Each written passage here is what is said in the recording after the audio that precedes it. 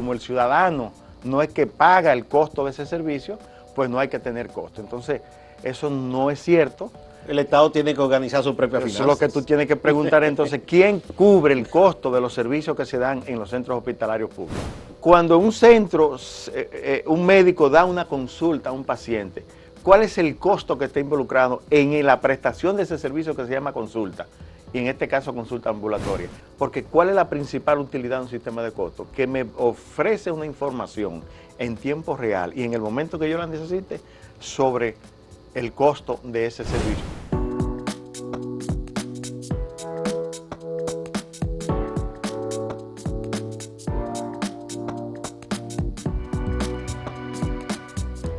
Saludos amigas, amigos, ustedes sintonizan Acento TV y este es su espacio a partir de ahora. Hoy tenemos de invitado al economista Ramón Tavares Jerez. Ramón Tavares Jerez es un economista que tiene una especialidad muy interesante porque tiene mucho que ver con el sistema de seguridad social, con la gestión de prestadoras de salud, que toda una especialidad, más allá del servicio que da, en lo que tiene que ver con la administración sana, la gerencia sana de una empresa. Como todo negocio, tiene que tener rendimiento y eso quiere decir que los costos deben mantenerse en cierto nivel en relación con los cobros, la recaudación que se hace, ¿verdad? El pago de impuestos para que el negocio pueda seguir. En ese caso, una prestadora de un servicio tan importante como la salud. Bienvenido, Ramón. Gracias, Gustavo. Agradecer tu gentileza y tu amabilidad y realmente me siento muy cómodo y muy contento de verte porque hacía tiempo que no nos veíamos y somos macorizanos los dos. Y amigos de infancia. De infancia. Bueno, vamos a hablar un poco de tu perfil profesional. Tú estudias Economía en la Universidad Autónoma de Santo Domingo. Correcto. Luego te especializas en Gerencia de proyectos en la UNPU. En la Universidad Pedro Enrique Ureña. Y entonces luego, a partir del año 97, cuando estoy trabajando en la Comisión Ejecutiva para la Reforma del Sector Salud, comienzo a vivir la experiencia en la gestión hospitalaria y de hecho hice 2 viajes a Panamá para conocer el sistema de salud de Panamá y la reforma de ese sector, y tuve la oportunidad de visitar un centro especializado y comenzar a ver la trascendencia que tiene para la gestión hospitalaria eficiente utilizar herramientas como el costeo de los servicios que se producen y la presupuestación prospectiva o en base a la cartera de esos servicios. Yo viví una experiencia como periodista, un grupo de periodistas fuimos invitados a observar la experiencia de Colombia en su reforma del sistema de salud, cuando aquí se estaba precisamente desde esa comisión de reforma trabajando el tema, se empezaba a trabajar. En Colombia me pareció sorprendente en principio que más que los legisladores, quienes trabajaron para la ley y más que los abogados, fueron economistas y muchos médicos vinculados a la comunicación. Y fue una jugada interesante del gobierno de ese momento, que me parece que fue Pastrana, si no me traiciona la memoria, que lo que hicieron fue que con esos técnicos le dieron una inmersión a los legisladores para que ellos sintieran que la ley era de ellos, pero quienes en verdad la hicieron fueron los médicos, los economistas y médicos vinculados a la comunicación, porque había que hacer una labor de difusión, de educación. Exactamente. Y en principio aquí parecía raro que la gente decía, pero ¿cómo es eso? Porque la salud no puede ser un negocio, pero en verdad, incluso para el Estado, tienen unos costos que deben sostenerse. Claro. Y ahí es que entra esa especialidad de ustedes. Perfecto. Justamente entonces, luego de mi experiencia en Panamá y avanzando el proceso de reforma aquí en la República Dominicana, vinieron unos especialistas de Colombia a trabajar el tema de lo que era entonces, en el contexto de ese proyecto y de esa iniciación de la reforma, lo que eran los costos hospitalarios y el presupuesto. Entonces, en el año 2000, 2001, uno de esos técnicos especialistas que vino, que fue digamos, mi mentor, la persona con la que yo más compartí y comencé a interesarme por el tema, el doctor Luis Morales, que trabajaba en una institución de aquí del país, pero auspiciada por los Estados Unidos, y entonces Luis Morales hizo la parte de difundir a nivel del sector público lo que era la trascendencia de la utilización de esta herramienta de costeo. Yo ahí inicié un vínculo y una pasión por el tema de costo, conociendo desde la misma Comisión del Sector Salud, que había una ausencia en la gestión hospitalaria de la utilización de esas dos herramientas.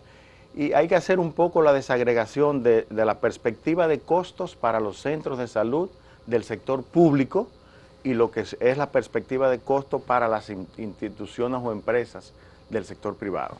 Y a veces quizá la gente piensa que un hospital esté trabajando, gestionando toda la producción de servicios que hace con una herramienta como el costo, porque como el ciudadano no es que paga el costo de ese servicio, pues no hay que tener costo. Entonces, eso no es cierto. El Estado tiene que organizar su propia finanzas. Eso es lo que tú tienes que preguntar entonces, ¿quién cubre el costo de los servicios que se dan en los centros hospitalarios públicos?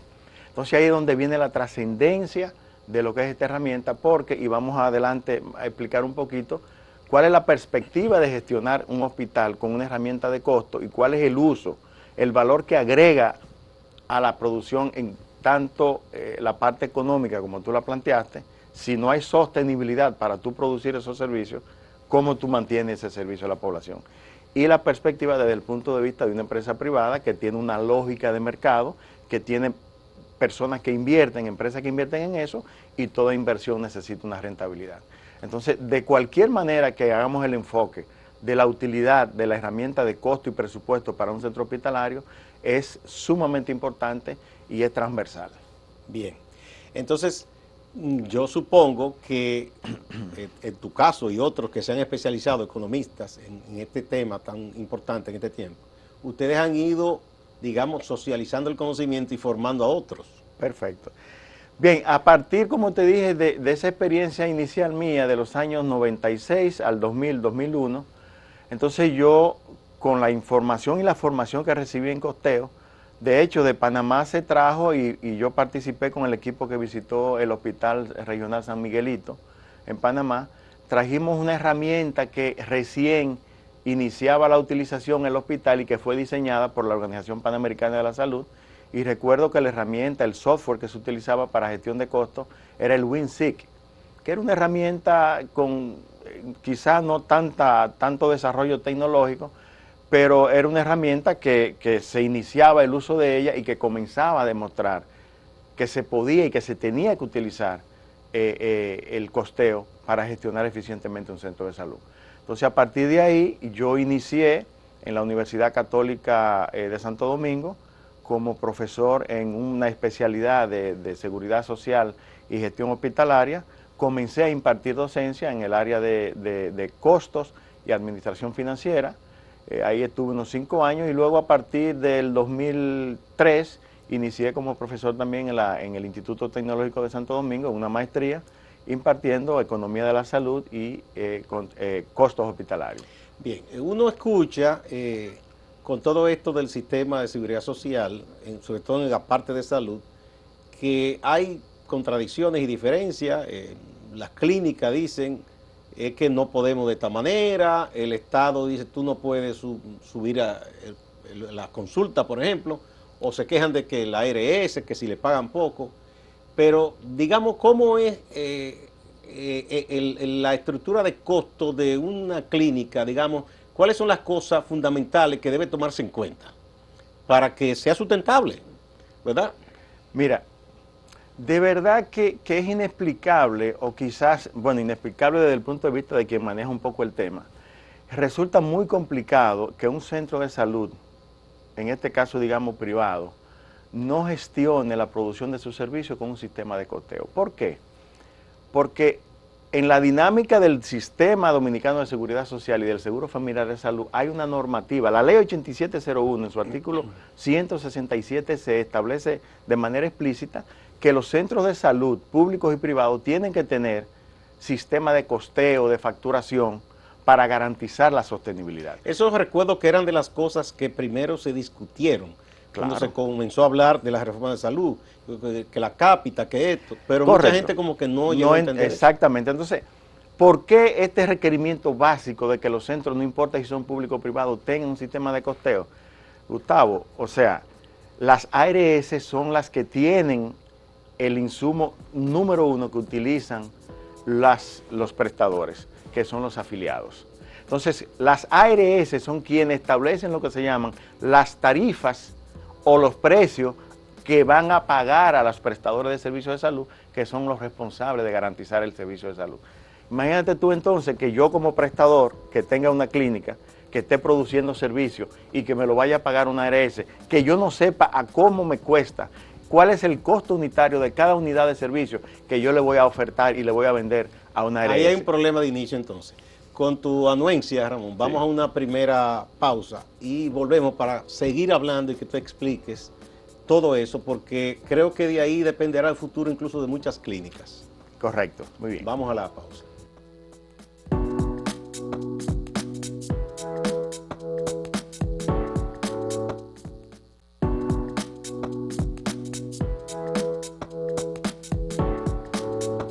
Continuamos con el economista Ramón Tavares Jerez, especialista en costos para prestadoras de servicios de salud y temas conexos que tienen que ver con el sistema de seguridad social y de salud. Bien, vamos a seguir. O sea, entonces aquí la clínica, digamos que la reforma les tomó un poco de sorpresa o continuaron haciéndolo de siempre, aunque habían cambiado las cosas.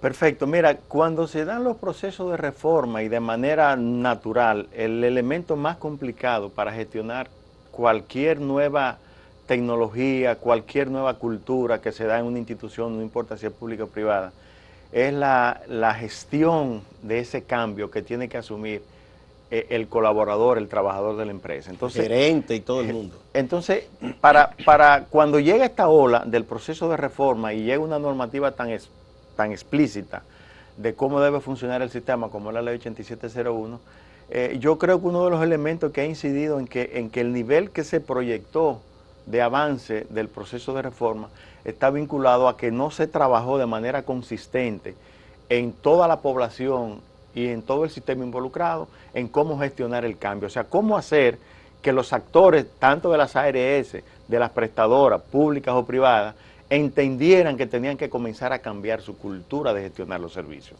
Típicamente, por ejemplo, Gustavo, históricamente tú te das cuenta que en el sector público, por ejemplo, ¿quién dirige un hospital? El hospital en principio lo dirige un especialista, que es un fenómeno a nivel de lo que es su profesión de medicina. Un médico. Una persona formado como médico y que como buen médico y con otras variables que inciden en eso, consigue la dirección del hospital. Entonces yo te voy a decir, ¿tú crees que es posible que un especialista que tenga que atender la prestación del servicio, que es para la que él está formado, como atender a un paciente, también tenga la responsabilidad de gestionar una de las empresas más complicadas que hay en el mercado, que se llama un centro hospitalario, no importa si es público o privado? Es que lo están poniendo a trabajar una profesión que no es la de él, Entonces, porque él no es administrador de empresa, ni contador, ni economista. Pero vamos a decir, porque hay médicos que le apasiona la gestión hospitalaria, porque, como me hicieron una pregunta en días pasados, y un médico no puede dirigir un hospital, perfectamente lo puede dirigir, pero tiene que hacer el trabajo de formarse en gestión hospitalaria. Y ya hay muchos médicos. Y de contratar gerencia. Gerencia, exacto. Entonces, un médico que además de ser buen especialista, le guste la gestión hospitalaria, debe hacer esa especialización de gestión hospitalaria, porque sin la capacidad y el conocimiento y la formación para dirigir la parte operativa de los servicios de un hospital y también tener que estar en la parte clínica, es muy complicado y eso no le va a garantizar que sea sostenible la producción de los servicios. Entonces, conectando con la pregunta y con lo que estábamos conversando antes de irnos a la pausa, lo que te quiero decir es que entonces se hace necesario que tanto en el sector público como en el sector privado, de manera definitiva, porque es un déficit estructural histórico, que los centros de salud públicos ni privados tienen de manera formal, de manera sostenida, establecido un sistema de costos para gestionar la producción de Vamos servicios. a empezar por algo que es como la entrada muchas veces de una persona que requiere servicio a una prestadora de salud, la consulta médica. La gente se queja que dice, bueno, me cobraron tanto de diferencia. En uno te cobran más, en otro menos. Si el médico es amigo, te dice, no me le cobre diferencia. Correcto. La tarifa ahora me parece que son 500 pesos, después de que se subió. Sí, Lo que pagan las ARS a los médicos. a los médicos. O a esa clínica y la clínica a su vez comparte con el médico. Sí. Pero ¿qué implica una consulta? Es simplemente que el médico te examine. Ahí hay un local que se paga. Ahí hay una recepcionista que a veces lo que hacen es que en el pasillo ponen una que le sirve a varios consultorios, ¿verdad? Pero hay que pagarle. Incluyendo hay que pagarle a ella la seguridad social, ¿verdad? Sí. También hay un servicio de limpieza. Hay tarifa de electricidad. Bueno. Entonces, o sea que uno no lo ve así. Yo estoy discutiendo y estoy conversando con un técnico ya en costeo. O sea, justamente ese es uno de los elementos críticos que tiene que ser visto por la gestión de un centro hospitalario, en el sentido de que, ¿qué es lo primero que yo tengo que saber cuando yo tengo definida técnicamente cómo se llama mi cartera de servicio? Mi cartera de servicio es como cuando yo voy al restaurante que me dan el menú. Sí. Esta es la comida que yo tengo y este es el precio a la que yo te lo voy a vender. Entonces, ¿qué pasa? Excelente, el ejemplo que tú planteas de una consulta. Cuando un centro, un médico da una consulta a un paciente, ¿cuál es el costo que está involucrado en la prestación de ese servicio que se llama consulta? Y en este caso consulta ambulatoria. Yo tengo unos costos directos de producir esa consulta. Y esos costos directos están vinculados ¿a quién? Al médico, que es el elemento principal, porque es el actor principal. Entonces, mi costo directo de producir una consulta es las horas, el tiempo que dedica ese médico, ese especialista, en hacer el protocolo, de levantar la información, de conocer la sintomatología, la situación que tenga. Si usa un espéculo, si usa un baja lengua, o sea, todos los insumos que él utiliza de manera directa para producir ese servicio, hay que costearlo, hay que desagregarlo. Cuando tú haces un plato de comida, tú estableces cuáles son los insumos para yo hacer un locrio. Yo utilizo carne, yo utilizo aceite, yo utilizo gas, o sea, entonces cuando tú haces una consulta, tú desagregas. Mis costos directos de producir esa consulta son estos, porque los insumos que yo utilizo son estos. Ahora, no solamente esos son los costos de esa consulta. En ese precio al que tú vendes la consulta también tiene que reflejarse lo que se llaman gastos administrativos o costos indirectos, que están la energía eléctrica, el espacio que tú utilizas, el costo de pagar un asistente, que es la que te organiza la cita, la que te pasa el formulario, la que te llena el talonario para tú hacer la reclamación a la ARS. Entonces, definitivamente, producir un servicio de salud tiene un componente de costo que si tú no lo tienes detallado, si tú no lo tienes desagregado, si tú no sabes cuánto te costó un insumo para tú imputarle al precio de venta de ese servicio, cuando tú le pongas un precio, yo creo, al más o menos, que tú lo vendas a ese precio, tú no sabes si está ganando, si está perdiendo, y entonces ahí viene el problema en el sector privado, que si tú no tienes eso, y no se hace sostenible, el que invierte en salud necesita rentabilidad de su dinero. No, como el que invierte en cualquier como el que invierte en cualquier área de negocio. Entonces, por eso es sumamente imprescindible que todo centro de servicio de salud tenga ese sistema de costos para poder garantizar la información, porque ¿cuál es la principal utilidad de un sistema de costos? Que me ofrece una información en tiempo real y en el momento que yo la necesite sobre el costo de ese servicio, porque yo puedo estar produciendo un servicio con unos insumos que lo compré a un precio ayer, me suben hoy, y si yo duro 6 meses dando ese servicio con el precio que yo le estaba vendiendo cuando ese insumo me costaba menos, ¿qué yo voy a estar haciendo? Voy a estar perdiendo dinero. Ahora, si yo tengo... Y puede hasta arruinarse. Arruinarse. Hemos tenido recientemente informaciones de cierre de centros grandes de la ciudad. Y mira, yo lo veo también desde el punto de vista del Estado, porque es que la gente suele ver que lo del Estado es gratis, y no es gratis, o sea, se pagan impuestos para que el Estado cubra esos servicios a quien no puede sostenerlo con su bolsillo. Claro. Pero debe administrarse incluso con más racionalidad. Con más racionalidad porque tú le vas a servir incluso al que no puede pagar. Claro. Claro. Entonces, porque sea del Estado, no es que, no importa. No, y fíjate cuál es uno de los elementos más importantes, haciendo el enfoque de la utilidad y la importancia en el sector privado, público. Acuérdate que los recursos del sector público tienen una normativa legal de rendición de cuentas y de transparencia. Y la herramienta de costeo es el elemento, es la herramienta que le permite al centro de salud público ver la trazabilidad en el uso de todos los insumos que utiliza el hospital para producir un servicio. Es muy importante. Entonces queda el registro contable del costo de cada insumo, quién utilizó el insumo, para qué lo utilizó, cómo lo utilizó, cuándo lo utilizó y en qué paciente o en qué persona lo utilizó. O sea, todo ese tipo de información es clave para tú saber en un momento dado por qué en producir este servicio se consumió más de lo que se debía consumir. O sea, me sirve para medir la eficiencia en el uso de los insumos, tanto directos de producción como los insumos indirectos. Y siempre se ha dicho en temas de administración o de cualquier, digamos, proyecto que busque unas determinadas finalidades, que lo que no se mide, no se sabe qué rumbo está tomando. Correcto. Vamos a otra pausa y volvemos, Ramón.